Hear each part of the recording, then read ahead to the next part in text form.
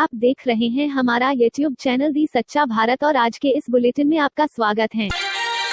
मथुरादास माथुर अस्पताल के trauma centre के बाहर खड़ी ये car street seater Vikram Singh Nandiya की है और इसके कांच पे साफ फायरिंग के निशान नजर आते हैं। कुछ निशान बोनेट पर भी है। इसी कार में सवार होकर जब विक्रम सिंह डालीबाई चौराहे पे पहुंचा प्रसाद लेने के लिए तो उस पर राकेश मांझू उसके साथियों ने हमला किया। विक्रम सिंह खुद कार चलाकर राजीव गांधी थाने पहुंचा और वहां से फिर कांस्टेबल से लेकर एमडी अस्पताल आया। मामला भले ही गैंगवारों का है, लेकिन शहर की कानून व्यवस्था की पोल कहीं न कहीं इस पूरे प्रकरण से खुल जाती है। अब पुलिस ने विक्रम सिंह को उपचार के लिए एमडी में भर्ती करवा दिया। उसकी पीठ के नीचे गोली लगने से 2 रीढ़ की हड्डियां भी टूट गई है। लेकिन विक्रम सिंह के समर्थकों का आरोप है कि उसने रिपोर्ट भी दर्ज करा रखी है और इस गैंग के खिलाफ पुलिस कोई कार्रवाई नहीं कर रही है। कई मामले हो चुके हैं और आगे भी ऐसे गैंगवार होने वाले हैं, लेकिन पुलिस चुपचाप बैठी है। इसको लेकर एक बार की ट्रॉमा सेंटर में हंगामे की स्थिति भी आ गई। लगातार एक्टिव है, इनको कोई प्रशासन का खौफ नहीं, बिल्कुल भी नहीं है। और मैं बता रहा हूँ लगातार 10 बार वारदात करेंगे। आपके राज में अगर आप बैठे हो इनको खत्म कर दो तो हम जानेंगे कि वास्तव में आप एसपी शहर के हो। 8 महीने हुए सर मैंने रिपोर्ट दर्ज कराई थी सर। इस वारदात में क्या हुआ? सर मैंने रिपोर्ट दर्ज कराई थी जब ये हथियार लेके आए थे। 15 दिन पहले की बात है। इसी प्रकार के गाड़ी में है 10 हथियार हाथ में थे। सुनो मेरी बात, मुझ पे ये एसएचओ थे, आपके पास एक भी मुलजिम नहीं पकड़ा गया। 10 फायरिंग हुई मेरे ऊपर। ये बेटे बोलो राजीव नगर थाने में मैं मेरे खुद के ऊपर। अरे सर 4 साल पुरानी बात है। विक्रम सिंह जी की गोली लगी हुई है और जो तस्कर गैंग है कई वर्षों से शहर में 10-15 वर्षों से सक्रिय है और हजारों बार प्रशासन को भी इसके लिए ज्ञापन दे चुके, लेकिन जोधपुर शहर के अंदर प्रशासन और पुलिस प्रशासन का जीरो है और केवल गुंडा तंत्र सक्रिय है। और 7:50 पर हुई थी।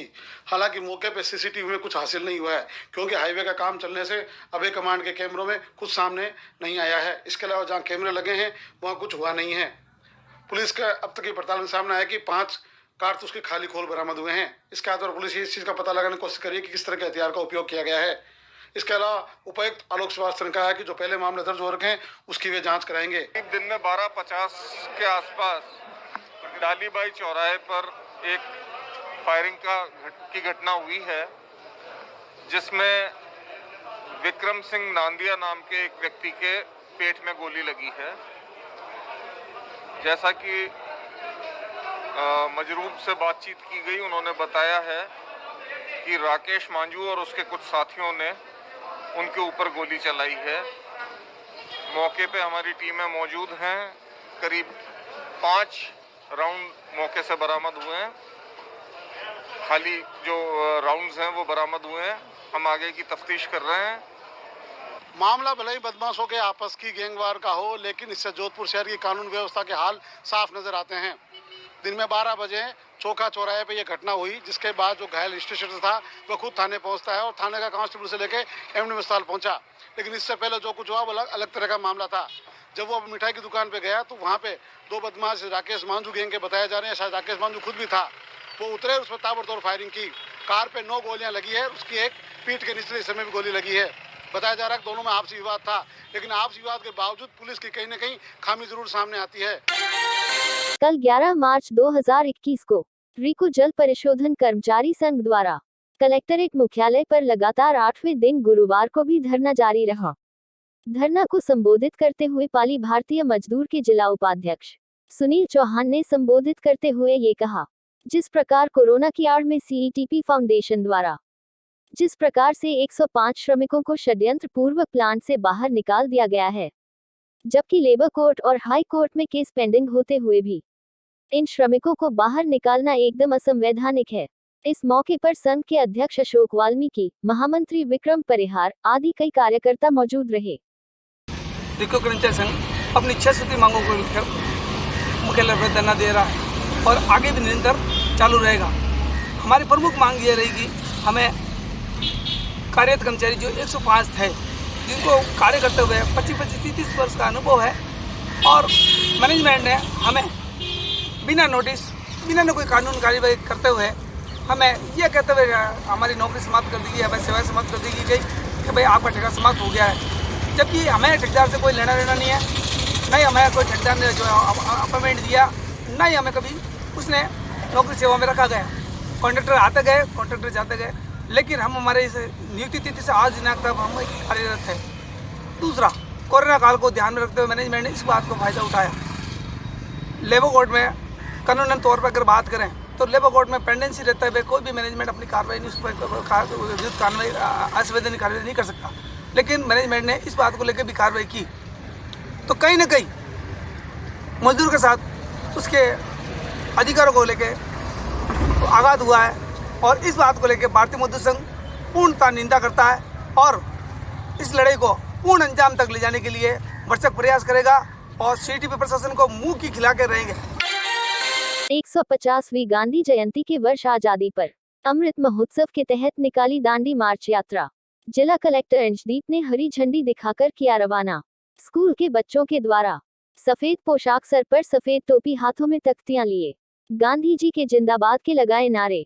जिला प्रशासन एवं गांधी जीवन दर्शन समिति की ओर से कार्यक्रम का हुआ आयोजन। दांडी यात्रा जिला कलेक्ट्रेट से शुरू होकर शहर के मुख्य चौराहों से होते हुए शहीद स्मारक पर जाकर हुई समाप्त। पाली जिले में भी धीरे धीरे कर कोरोना संक्रमण एक बार फिर से अपनी दस्तक देने लगा है। 43 दिन बाद पाली में फिर से कोरोना संक्रमित मरीज आने का दौर शुरू हो गया है। मेडिकल कॉलेज की ओर से जारी की गई रिपोर्ट में 4 नए संक्रमित मरीज सामने आए हैं। मेडिकल कॉलेज की ओर से इन सभी सैंपल को दिल्ली जांच के लिए भिजवाया गया है। डॉक्टरों का कहना है कि जितने ये मरीज पॉजिटिव आए हैं उन सभी में कोरोना संक्रमण के नए स्ट्रेन के लक्षण नजर आ रहे हैं। इसी के चलते अब प्रशासन पुष्टि करना चाहता है कि पाली में भी कोरोना संक्रमण का नया स्ट्रेन प्रवेश कर चुका है या नहीं। इधर जिला कलेक्टर अंशदीप के निर्देशन पर पाली में आने वाले सभी प्रवासियों की रेलवे स्टेशन व बस स्टेशन पर स्वास्थ्य जांच के लिए टीमें गठित कर दी गई है। साथ ही जो गोपनीय तरीके से प्रवासी आ रहे हैं उन्हें 72 घंटे के अंदर अपनी स्वास्थ्य रिपोर्ट प्रशासन को देनी होगी। पाली शहर में प्रदूषण की समस्या खत्म होने का नाम नहीं ले रही है। एक बार फिर से लापरवाह उद्यमियों के चलते पाली शहर से गुजर रहे नालों में रंगीन पानी बहकर बाहर आया है, जिसकी शिकायत मिलने के बाद में प्रदूषण नियंत्रण मंडल की टीमें मौके पर पहुंची है और वहां से अलग अलग स्थानों से पानी के सैंपल लिए गए हैं। इस मामले की जानकारी मिलने के बाद जिला कलेक्टर अंशदीप द्वारा तैनात की गई टीम भी मौके पर पहुंची है और इस संबंध में रिपोर्ट बनाना तैयार कर दी है। जिला कलेक्टर अंशदीप ने निर्देश दिए हैं कि इस पानी के सैंपल की रिपोर्ट जल्द से जल्द मंगवाई जाए। साथ ही नगर परिषद की टीम को सीवरेज नालों के माध्यम से आए इस रंगीन पानी की जल्द जांच करवाकर रिपोर्ट सौंपने के लिए कहा है। जिला कलेक्टर अंशदीप ने निर्देश दिए हैं कि जिस उद्यमी की भी इस संबंध में लापरवाही है उससे किसी भी प्रकार से नहीं बख्शा जाएगा और उसके खिलाफ गंभीर कार्रवाई होगी।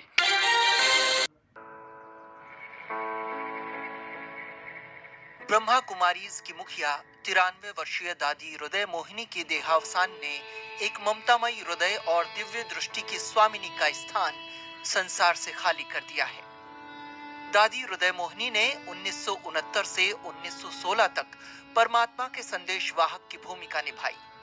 आज वे स्वयं ईश्वर का संदेश बनकर परमात्मा के पास जा पहुंची हैं।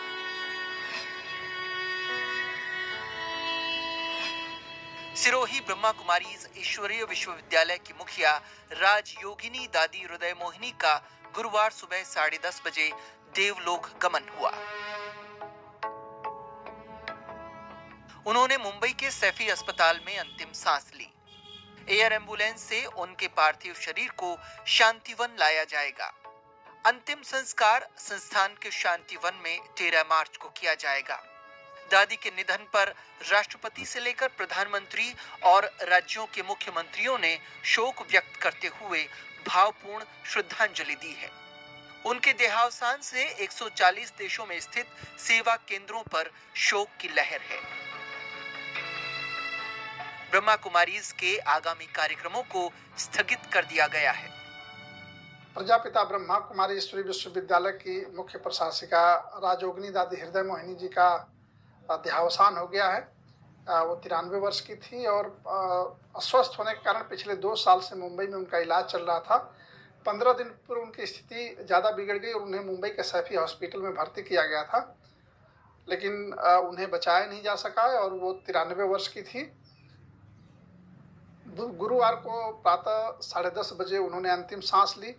एयर एम्बुलेंस से उनके पार्थिव शरीर को संस्था के अंतर्राष्ट्रीय मुख्यालय आबू रोड यहाँ लाया गया है, संस्था के अंतर्राष्ट्रीय मुख्यालय शांतिवन में उनके पार्थिव शरीर को रखा गया है और शुक्रवार के दिन पूरे दिन अंतिम दर्शनार्थ रखा जाएगा ताकि देश जो भी आने वाले लोग हैं वो आकर के अंतिम दर्शन कर सकें और इसके बाद शनिवार को प्रातः 11:30 बजे उनका अंतिम संस्कार कर दिया जाएगा। इसके अवसर पे देश के उपराष्ट्रपति, लोकसभा अध्यक्ष, छत्तीसगढ़ के मुख्यमंत्री, राज्यपाल समेत बड़ी सारी हस्तियों ने उन्हें ट्वीट करके उन्होंने शोक संवेदना व्यक्त किया और दादी के कार्यों को उन्होंने आगे बढ़ाने का संकल्प भी दिलाया है। फूड पॉइजनिंग से आधा दर्जन से अधिक लोग बीमार। मामला जिले के बांदीकुई उपखंड मुख्यालय का है, जहां शिवरात्रि के दिन आधा दर्जन से अधिक लोग फूड पॉइजनिंग के शिकार हो गए। बांदीकुई हलवाई बाजार से गाजर का हलवा लेकर खाने के बाद एक ही परिवार के 5 तो दूसरे परिवार के 4 लोग बीमार हो गए। ऐसे में उपखंड मुख्यालय पर फूड पॉइजनिंग से कुल 9 लोग बीमार हो गए, जिन्हें बांदीकुई सामुदायिक स्वास्थ्य केंद्र में भर्ती करवाया गया। 15 दिन वहीं से 1 किलो वो हलवा लेकर आए थे गाजर का, और बच्चों ने खाया था। जो 5 जनों की तबीयत खराब हुई, उनकी दस्त हो गए सब। हलवा खाने से ही तबीयत खराब हुई इसकी, 5। परिजनों का कहना है कि हलवाई बाजार से हलवा लाकर खाने के बाद घर में जिसने भी हलवा खाया उसको कुछ समय में उल्टी, दस्त व पेट दर्द की शिकायत शुरू हो गई, जिसके बाद तकरीबन आधा दर्जन से अधिक लोगों को बांदीकुई अस्पताल में भर्ती करवाया गया। डूंगरपुर जिले के दोवड़ा थाना क्षेत्र के खलील गांव स्थित रामेश्वर मंदिर में महाशिवरात्रि का प्रसाद खाने के बाद 120 से ज्यादा लोगों की तबीयत बिगड़ गई। प्रसाद खाने के बाद लोगों को उल्टी, दस्त की शिकायत हुई, जिसके बाद पूरे गांव में हड़कंप मच गया। सूचना मिलते पर जिला मुख्यालय सहित पुंजपुर और बनकोड़ा स्वास्थ्य केंद्रों से मेडिकल की टीमें खलील गांव पहुंची और मंदिर परिसर में ही लोगों का इलाज शुरू कर दिया। वहीं कुछ लोगों की तबीयत ज्यादा बिगड़ने पर उन्हें एम्बुलेंस के जरिए डूंगरपुर जिला अस्पताल के लिए रेफर कर दिया गया। Aspur block CMHO doctor Yogesh Upadhyay ने बताया कि खलील गांव के शिव मंदिर में महाशिवरात्रि के मौके पर साबूदाने की खिचड़ी का प्रसाद बनाकर वितरित किया गया। इस दौरान मंदिर में आने वाले भक्तों ने प्रसाद खाया। प्रसाद खाने के बाद लोगों की तबीयत बिगड़ना शुरू हो गई। ऐसे में प्रसाद से फूड पॉइजनिंग का अंदेशा जताया जा रहा है। मेडिकल की टीमें पहुंचकर लोगों को मौके पर ही इलाज शुरू कर दिया है। वहीं तबीयत जरा खराब होने पर 25 से ज्यादा लोगों की डूंगरपुर जिला अस्पताल के लिए रेफर किया गया है। डॉक्टर योगेश ने बताया कि मौके से खिचड़ी के सैंपल लिए गए हैं, जिसे जांच के लिए भेजा जाएगा। इसके बाद ही फूड पॉइजनिंग के सही कारणों का पता चल सकेगा।